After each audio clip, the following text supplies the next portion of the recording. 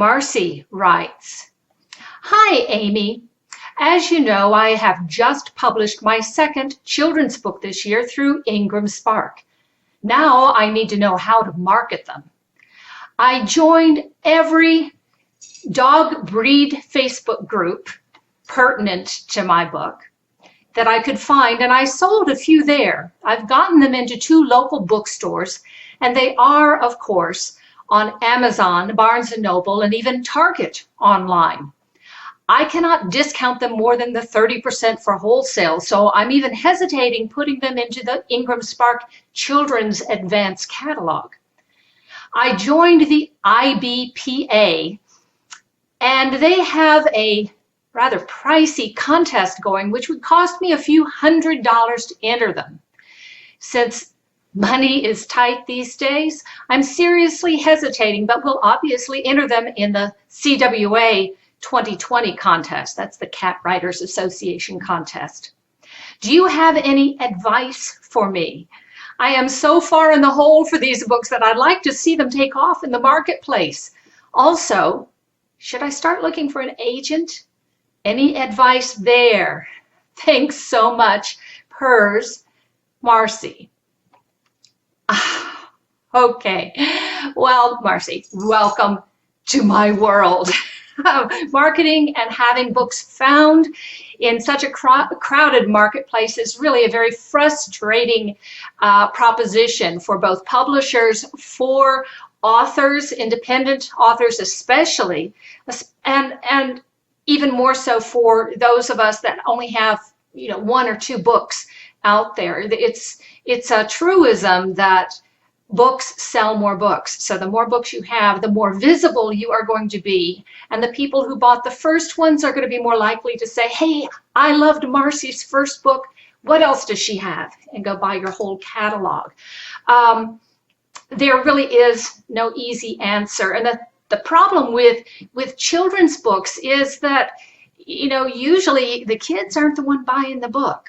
So you are not marketing to children per se, you're marketing to the people with the pocketbooks, and that's the parents, that's the grandparents, the siblings perhaps. So you need to think about those groups.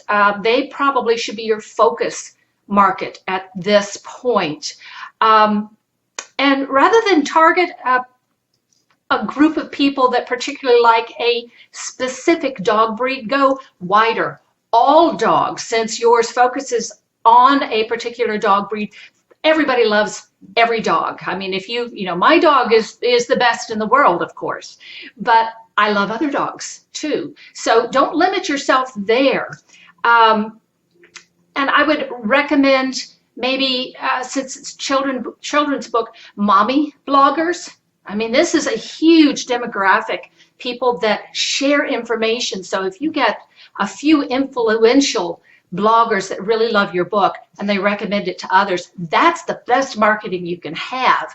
I mean, I could say, buy my book, it's the greatest book ever. But if somebody else says, buy Amy's book or buy Marcy's book, that's the best word of mouth you can get. And that's really what starts moving books.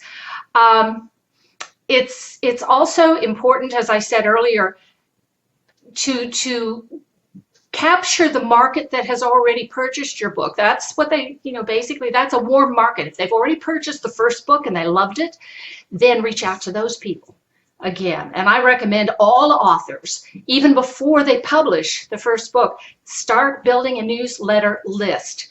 Because, as we know, Facebook changes their algorithm constantly.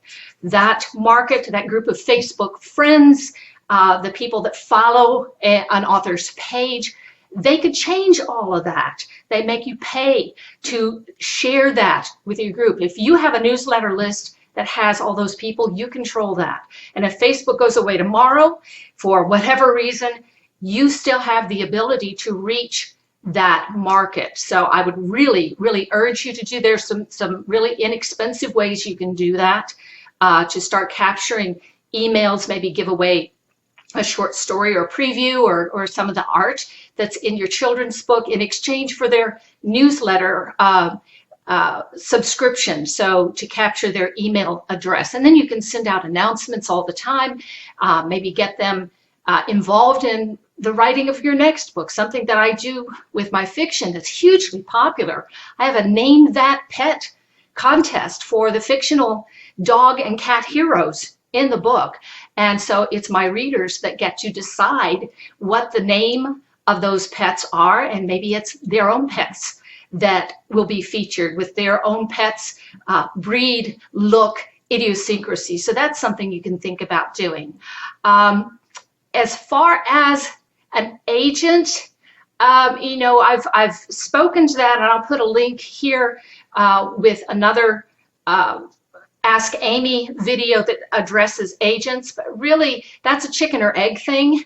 If the book is already published, you aren't going to get an agent for it. It's already out there, unless it sells huge. Unless it sells really huge. Agents want something that is going to earn them 15%. Now, whatever amount you are earning now, 15% of that amount, if it's not worth their while, they're not going to be interested. So again, it's a chicken or egg thing. My best advice is concentrate on the next book, and then the next one after that, and the next one after that, and it builds. It builds slowly.